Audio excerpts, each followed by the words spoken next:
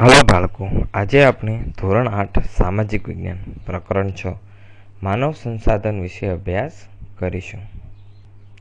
આ સમગ્ર પ્રકરણને આપણે આ એક જ પ્રેઝન્ટેશન દ્વારા વિસ્તૃત સમજ મેળવીશું. તો કેમ છો બાળકો? મજામાં? દરેક વિદ્યાર્થી પોતાના કુટુંબની વિશેષ માહિતી તૈયાર કરશે, જેમાં એનું નામ, અભ્યાસ, ઉંમર, સ્ત્રી છે કે પુરુષ, શું ધંધો વ્યવસાય કરે છે અને પોતાના રહેઠાણની વિગત અને સરનામું લખશે.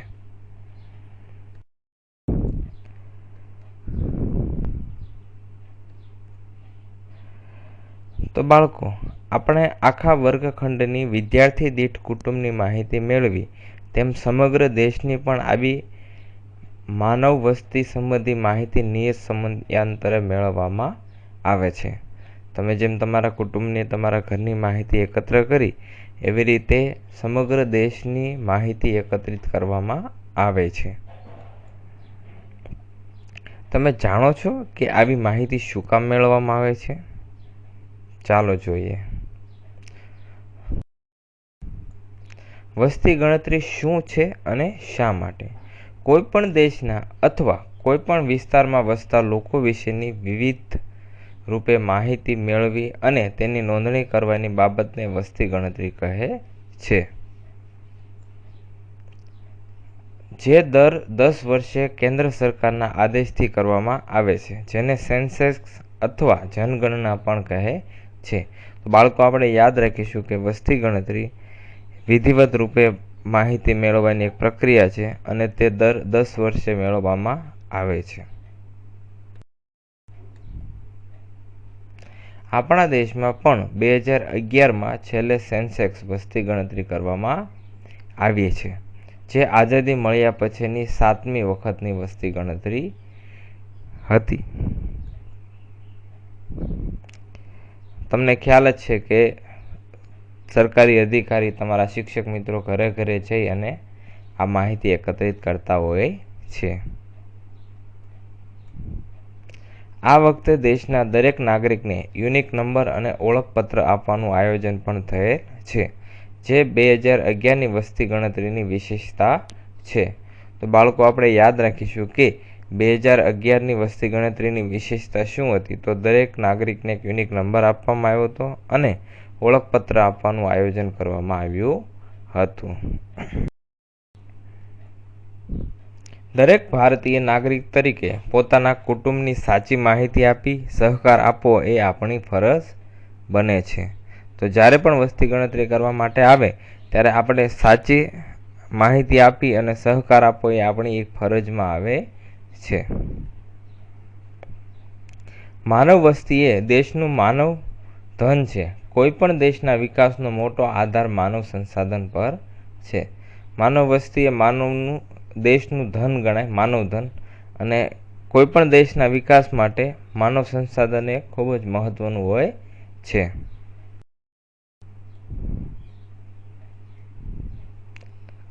આપણા દેશની વસ્તીની ગુણવત્તા જાણવા અને દેશના આર્થિક વિકાસનું આયોજન કરવાના હેતુથી વસ્તી ગણતરી કરવામાં આવે છે. દેશની વિકાસલક્ષી પંચવર્ષીય યોજનાઓ, ખોરાક, પાણી, રહેઠાણનું વ્યવસ્થાપન, ઉદ્યોગ, વીજળી, રોજગારી, શિક્ષણ અને સંરક્ષક વિષયક આયોજન કરવાના ભાગરૂપે પણ વસ્તી ગણતરી કરવી જરૂરી બને છે.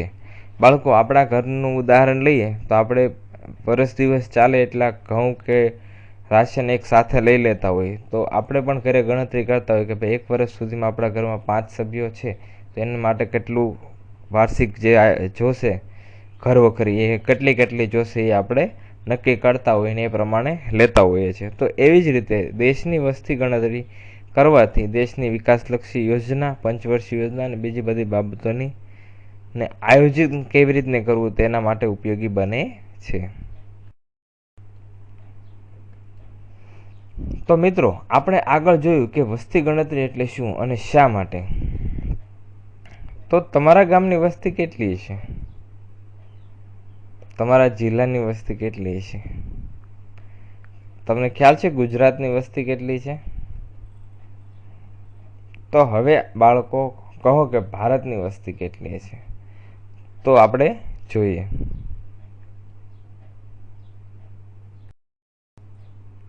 ભારતની વસ્તી અંગેનો ખ્યાલ.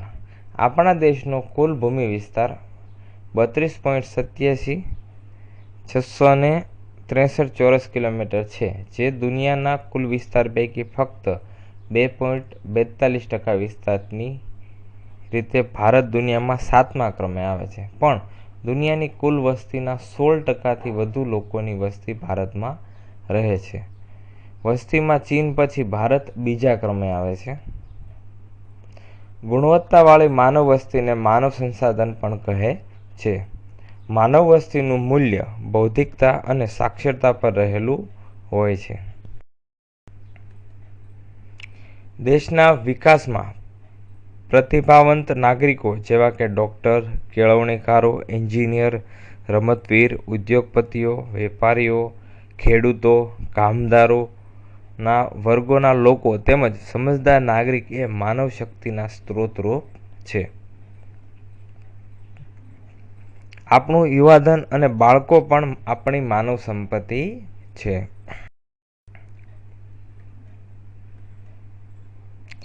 નીચેના કોઠાની વિગત પૂરો. 2001ની વસ્તી ગણતરીના આધારે શોધીને લખો. બાળકો, આ સંપૂર્ણ વિડીયો જોયા બાદ તમારે આ કોષ્ટક તમારી નોટબુકમાં પૂરવાનું છે.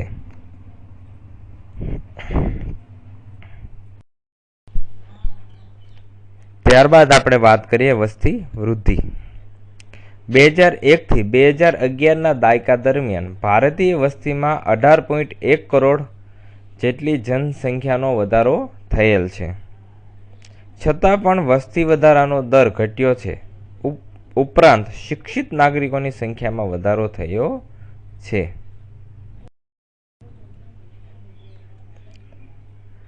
જે 2011માં 121.01 કરોડ જેટલી થઈ હતી. કેન્દ્ર સરકાર વસ્તી વધારાની બાબતે ચિંતિત હોય વિવિધ યોજનાઓ તથા નીતિ નિયંત્રણોથી વસ્તી વધારાને અંકુશમાં લેવાના પ્રયાસો થાય છે. 2001માં ભારતીય વસ્તી 102.87 કરોડ જેટલી હતી.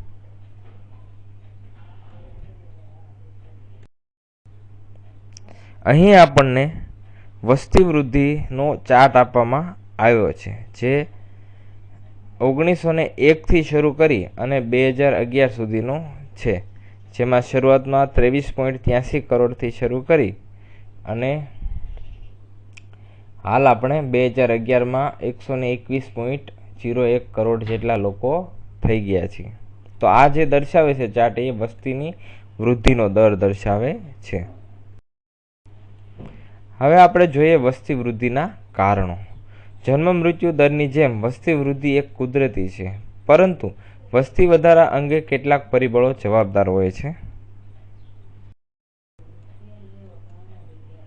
જેમ કે અન્ય દેશોમાંથી આવીને સ્થિર થતા લોકો, ઉદ્યોગ ધંધા, વ્યાપાર કે શિક્ષણ અર્થે થતું સ્થળાંતર કારણભૂત છે.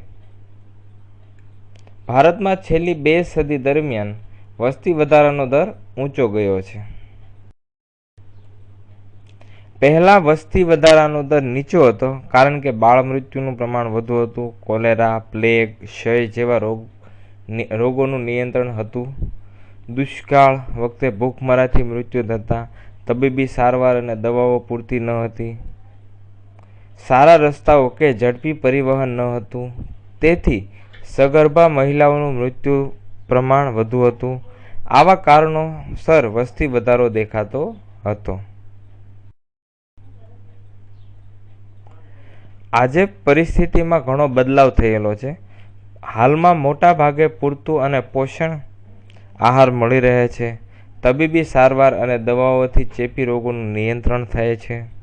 સારા રસ્તાઓ, ઝડપી પરિવહન અને ઝડપી સંદેશાવ્યવહારની સુવિધાથી તાત્કાલિક સારવાર મળી રહે છે. કુદરતી આપત્તિ પહેલાંની ચેતવણી અને તેના પછીના વ્યવસ્થાપન થકી પુનઃવસન થતાં મૃત્યુદરમાં ઘટાડો જોવા મળે છે અને તેથી વસ્તી વૃદ્ધિ જોવા મળે છે. ઉપર્યુક્ત પરિબળો ઉપરાંત માનવ આયુષ્ય મર્યાદામાં સુધારો થયેલો છે. 1920માં સરેરાશ આયુષ્ય 40થી 41 વર્ષ હતું અને આજે એ 63થી 64 વર્ષની આસપાસ થયેલ છે. કેટલાક કારણોસર જન્મદરમાં ઘટાડો થયેલ નથી, જેમ કે નિરક્ષરતા, અંધશ્રદ્ધા, વહેમ, રૂઢિગત માન્યતાઓ, પરંપરા, બાળ લગ્ન, ગરીબી, વિધવા પુનઃલગ્ન, નાના કુટુંબની આદર્શ ભાવનાઓનો અભાવ જેવા અનેક પરિબળોથી વસ્તી વધારો જોવા મળે છે. વસ્તી વધારો થતાં કેટલીક વ્યવસ્થાપન બાબતની સમસ્યાઓ પેદા થાય છે, જેમાં ખોરાક, પાણી, રહેઠાણ, પર્યાવરણનું પ્રદૂષણ, સંરક્ષણ, રોજગારી વગેરે, જેને ઉકેલ અનેક યોજનાઓ, તકેદારીના પગલાં તથા કાયદાકીય જોગવાઈ પર કરવી પડે છે. તો આવી જ રીતે ભારતની વસ્તી અને વસ્તી વૃદ્ધિનો ચાર્ટ સમજીએ. તો આપણે આગળ જોયું તે પ્રમાણે અહીં આપણને 10-10 વર્ષે જે વસ્તી ગણતરી કરવામાં આવે છે તે આપેલું છે અને તે સમયે એની જનસંખ્યા આપેલી છે. એમાં કેટલો ઘટાડો થયો, કેટલો વધારો થયો, એની ટકાવારી અને વાર્ષિક વૃદ્ધિ દર આપવામાં આવેલો છે. અને આના ઉપરથી આપણે જાણી શકીએ છીએ કે ભાઈ કયા વસ્તી ગણતરીના વર્ષ દરમિયાન વસ્તી વધી છે, ઘટી છે અને કેવા ફેરફાર થયા છે. બાળકો, આપણે યાદ રાખીશું કયા દાયકામાં વસ્તીમાં વધારો અને ઘટાડો થયેલો છે તે તમારે યાદ રાખવાનું છે. કયા દાયકામાં સૌથી વધારે વસ્તી વધારો થયેલો છે, શું કારણ હોઈ શકે તે તમારે વિચારવાનું છે. સાથે સાથે કયા દાયકામાં વસ્તીમાં ઘટાડો થયેલો છે અને એના શું કારણો હોઈ શકે. છેલ્લા દાયકાનો વસ્તી દર ઘટવાના કયા કયા કારણો હોઈ શકે. વસ્તી વૃદ્ધિ જોયા બાદ હવે આપણે વસ્તીની ગીચતાને સમજીએ. કોઈ પણ નિશ્ચિત વિસ્તારમાં વસવાટ કરતી જનસંખ્યાનું પ્રમાણ એ વસ્તી ગીચતા છે, જેમાં દર ચોરસ કિલોમીટરે સરેરાશ જેટલા લોકોનો વસવાટ થાય છે તેને વસ્તી ગીચતા કહે છે. વસ્તી ગીચતા એ ભૌગોલિક, સામાજિક અને આર્થિક સ્થિતિ સાથે સંકળાયેલ છે. દુનિયાના બધા જ દેશોમાં વસ્તીના વિવિધ પ્રમાણ છે. આપણા દેશમાં પણ વિવિધ પ્રદેશ કે વિસ્તારમાં વસ્તી પ્રમાણ સરખું નથી. નદી કિનારાના મેદાનો, ઔદ્યોગિક વિસ્તારો, મુખ ત્રિકોણ પ્રદેશના ફળદ્રુપ વિસ્તારોમાં વસ્તી ગીચતા જોવા મળે છે, જ્યારે પહાડી પ્રદેશો, રણ પ્રદેશો કે વન્ય વિસ્તારોમાં જે તે પ્રદેશની પ્રતિકૂળતાના કારણે વસ્તી ગીચતા ઓછી હોય છે. વસ્તી ગીચતા પર પર્યાવરણના વિવિધ પરિબળોની અસર થાય છે, જેમ કે સ્થળની ઊંચાઈ, ઠંડી ગરમીનું પ્રમાણ, આબોહવા, ભૂપૃષ્ઠ, પાકો, ખનિજો, પાણી, ઉર્જા અને તેની પ્રાપ્તિ ઉપરાંત પરિવહન, સંદેશાવ્યવહારની સુવિધા, શિક્ષણ, આરોગ્ય, ઔદ્યોગિકરણ, રોજગારીની તકો, શહેરીકરણ તેમજ અદ્યતન ટેકનોલોજીથી આર્થિક વિકાસ વૃદ્ધિ પર વસ્તી ગીચતા સંકળાયેલી છે.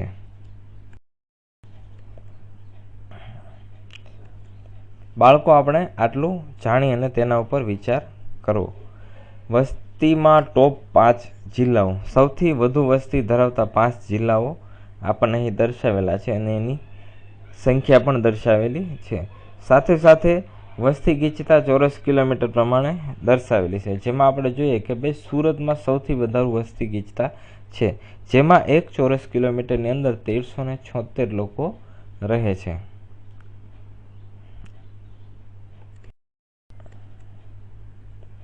સૌથી વધારે વસ્તી ધરાવતા 5 રાજ્યોમાં ઉત્તર પ્રદેશ, મહારાષ્ટ્ર, બિહાર, પશ્ચિમ બંગાળ અને આંધ્રપ્રદેશ છે. તેવી જ રીતે સૌથી ઓછી વસ્તી ધરાવતા 5 રાજ્યો અને કેન્દ્ર શાસિત પ્રદેશોમાં લક્ષદ્વીપ ટાપુ, દમણ અને દીવ, દાદરા અને નગર હવેલી, અંદમાન નિકોબાર ટાપુ અને સિક્કિમનો સમાવેશ થાય છે. હવે આપણે વાત કરીએ જન્મદરની. તો કોઈપણ નિશ્ચિત વિસ્તારમાં દર 1000ની વસ્તીએ 1 વર્ષ દરમિયાન જન્મતા બાળકોની સંખ્યાને જન્મદર કહે છે. બાળકો, આપણે આ વ્યાખ્યાને યાદ રાખીશું. ભારતમાં છેલ્લા ઘણા વર્ષોથી જન્મદરનું પ્રમાણ ઘટતું જાય છે. લોકો કુટુંબ નિયોજન અપનાવતા થયા છે. છતાં ગ્રામ્ય વિસ્તારમાં શિક્ષણનો અભાવ, ગરીબી, બેકારી, પરિવાર નિયમનની સમજનો અભાવ જોવા મળે છે અને એના કારણે જન્મનું પ્રમાણ ઊંચું રહે છે. જન્મદર જોયું, એવી રીતે હવે આપણે જોઈએ મૃત્યુદર. કોઈપણ નિશ્ચિત વિસ્તારમાં 10,000ની વસ્તીએ 1 વર્ષ દરમિયાન મૃત્યુ પામનાર સંખ્યાને મૃત્યુદર કહેવામાં આવે છે. જે જન્મે છે તેનું મૃત્યુ નિશ્ચિત છે, તેથી મૃત્યુદરને શૂન્ય પર ન લાવી શકાય. છતાં સંશોધન, દવાઓ, રસીકરણ, રોગ નિયંત્રણ, અદ્યતન ટેકનોલોજીથી મૃત્યુદર નીચે લાવી શકાય છે. સ્થળાંતર. માનવ વસ્તી એક સ્થળેથી બીજા સ્થળે રહેઠાણ બદલી કરે તેને સ્થળાંતર કહે છે.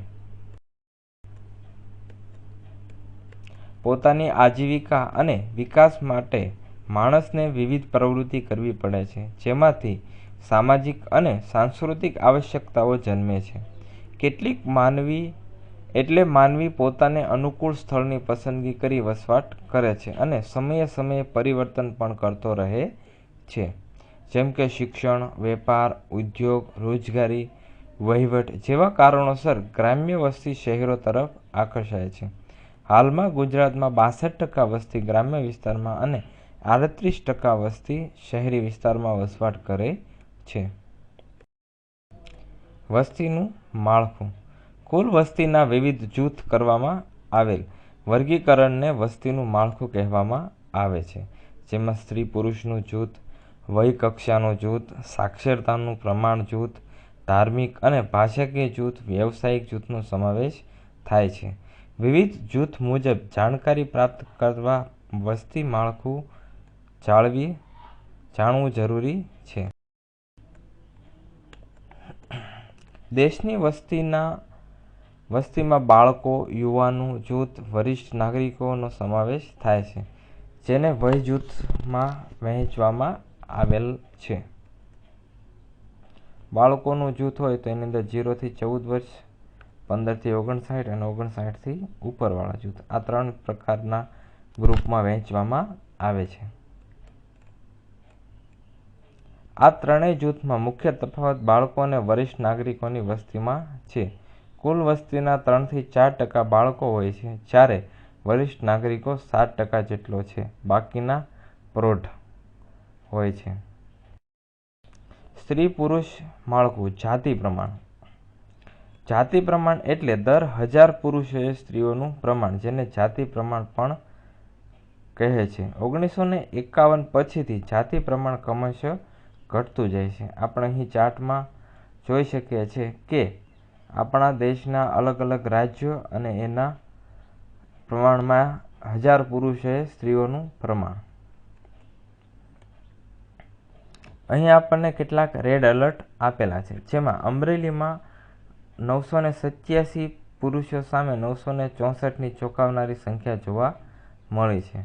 જૂનાગઢમાં દર 1000 પુરુષોએ 3 મહિલા ઘટી 955ના સ્થાને 952 થઈ છે. ભાવનગરમાં 1000 પુરુષો સામે 937 ઘટીને 931ની સંખ્યા થઈ છે. રાજકોટમાં 930ના આંકડા સામે 924 સાથે કચ્છમાં ગંભીર પ્રમાણ છે. 942ની સામે માત્ર 907 મહિલા જણાય છે. બેટી બચાવો આંદોલન શરૂ કરી ગુજરાત સરકારે ભ્રૂણ હત્યા સામે કડક પગલાં લેવાનું શરૂ કર્યું છે. ત્યારબાદ વાત કરીએ આપણે સાક્ષરતાની. કોઈપણ દેશના વિકાસનો આધાર દેશના સાક્ષરતા પ્રમાણ પર રહેલો છે. સાક્ષરતા એ વસ્તીની ગુણવત્તા અને સામાજિક વિકાસને માપવાનો મહત્વનો માપદંડ છે અને દેશના આર્થિક વિકાસની ચાવી છે. 1991થી વસ્તી ગણતરી વખતે સાક્ષરતાનો માપદંડ નક્કી થયેલ છે અને તે મુજબ 6 વર્ષથી વધુ વય જૂથની કોઈપણ વ્યક્તિ કોઈપણ એક ભાષા વાંચી લખીને સમજી શકતી હોય તે સાક્ષર કે અક્ષર જ્ઞાન ધરાવતી વ્યક્તિ ગણાય છે. ભારતમાં સાક્ષરતાનું પ્રમાણ ક્રમશઃ વધતું જાય છે અને તે આપણા માટે એક સારી બાબત છે. અહીં આપણને કોષ્ટકમાં ભારતના અલગ અલગ રાજ્યો અને એનું સાક્ષરતા પ્રમાણ આપેલું છે. કુલ સાક્ષરતા દર અને સ્ત્રી અને પુરુષનો સાક્ષરતા દર આ તમારા પાઠ્યપુસ્તકમાં પણ આપેલું છે, તો તેના દ્વારા તમે એની વિસ્તૃત સમજ મેળવશો. વ્યાવસાયિક માળખું. દેશની કુલ વસ્તીમાંથી વિવિધ વ્યવસાયોમાં રોકાયેલ લોકોને વ્યવસાય જૂથમાં સમાવી શકાય તેમાં કામ કરનારનું જૂથ અને કામ નહીં કરનાર જૂથ એમ બે ભાગ પાડે છે. દેશમાં ઝડપથી થતા ઔદ્યોગિકરણથી કામ કરનાર જૂથ વધતું જાય છે. વસ્તીમાં પરિવર્તન. દેશની વસ્તીમાં બે પ્રકારના પરિવર્તન જોવા મળે છે. સંખ્યાત્મક પરિવર્તન, જેમાં ક્યાંક વસ્તીમાં વધઘટ થતી જોવા મળે છે. વસ્તી વૃદ્ધિ દર અને સ્થળાંતરને લીધે આમ થાય છે. ઉપરાંત ભૂમિહીન લોકોની સ્થિતિ, ઓછું જમીન પ્રમાણ, શહેરીકરણ તેમજ સામાજિક અને વહીવટી કારણોસર વસ્તીમાં વધઘટ થાય છે. ગુણાત્મક પરિવર્તન. વ્યક્તિના વિચાર, સ્વભાવ, રહેણીકરણી, જીવનશૈલીમાં આવતું પરિવર્તન એ ગુણાત્મક પરિવર્તન છે.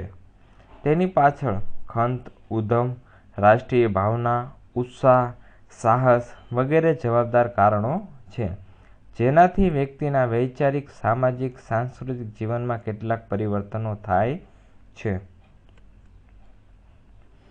ધાર્મિક જૂથ. ભારત સર્વધર્મ સમભાવ ધરાવતો દેશ છે. તેમાં દરેક ધર્મની પ્રજા વસે છે, જેમાં હિન્દુ ધર્મની પ્રજા સૌથી વધારે છે. ત્યારે પછી ક્રમશઃ ઇસ્લામ, ખ્રિસ્તી, શીખ, બૌદ્ધ, જૈન, ઝરથોસ્ત્રી વગેરે ધર્મ પાળનારા લોકો જોવા મળે છે. ભાષા જૂથ. ભારત ઘણો વિશાળ અને વિવિધતા ધરાવતો દેશ છે. તેમાં અનેક ભાષાઓ અને બોલીઓ બોલાય છે. બંધારણ મુજબ હાલ 22 ભાષાને માન્યતા મળેલી છે. હિન્દી અને અંગ્રેજીને સત્તાવાર ભાષાનો દરજ્જો આપવામાં આવેલ છે. ભારતમાં ભાષાવાર રાજ્યોની રચના થયેલી છે. આરોગ્ય જૂથ. માનવીનું આરોગ્ય એટલે શારીરિક, માનસિક, આર્થિક અને સામાજિક તેમજ આધ્યાત્મિક તત્વો સાથેની સમૃદ્ધિને આરોગ્ય કહી શકાય. ઉત્તમ કક્ષાનું આરોગ્ય રાષ્ટ્રના વિકાસની પ્રક્રિયાને ઝડપી બનાવે છે. રાષ્ટ્રીય વસ્તી નીતિ. દેશની વસ્તી એ જ દેશની શક્તિ છે. માનવ સંસાધન શિક્ષિત અને તાલીમબદ્ધ, તંદુરસ્ત ને શક્તિશાળી હશે તો જ દેશનો વિકાસ થશે. માનવ શક્તિનો ઉપયોગ દેશના વિકાસમાં પાયાનું કામ કરે છે. વિશ્વના હરણફાળ ભરતા દેશો સાથે ઊભા રહેવાને ગતિશીલતા લાવવા આપણે જાગૃત બનવું પડશે અને દેશની સમૃદ્ધિમાં માનવ શક્તિના મૂલ્યને પ્રાધાન્ય આપવું પડશે. દેશના વિકાસને અવરોધતા પરિબળોને નિયંત્રણ કરવા પડશે તેમજ વસ્તી વિસ્ફોટનું નિયંત્રણ કરવા 1951થી નક્કી થયેલ વસ્તી નીતિને અસરકારક રીતે અમલમાં મૂકવી જ પડશે. વસ્તી નીતિના ભાગરૂપેની યોજનાઓ જેવી કે પોષણ આહાર યોજના, માતા શિશુ સંભાળ સારવાર અને સ્વચ્છ પાણી, શાળા આરોગ્ય કાર્યક્રમ, બાળ અધિકારોનું રક્ષણ જેવા અભિગમને વેગવાન બનાવવા પડશે અને પંચવર્ષીય યોજનાઓમાં પણ વસ્તી નીતિને નજર સમક્ષ રાખી બનાવવી પડશે. આપણે તેમાં જાગૃત બની સહકાર આપી આપણું યોગ્ય પ્રદાન અદા કરવા કટિબદ્ધ બનીએ. આ સમગ્ર પાઠમાં આપણે વસ્તી ગણતરી શું છે, ભારતની વસ્તી ગણતરી અંગેનો ખ્યાલ મેળવો. તેમજ વસ્તી વૃદ્ધિના કારણો, વસ્તીની ગીચતા, જન્મદર અને મૃત્યુદર વિશે વિગતે માહિતી મેળવી.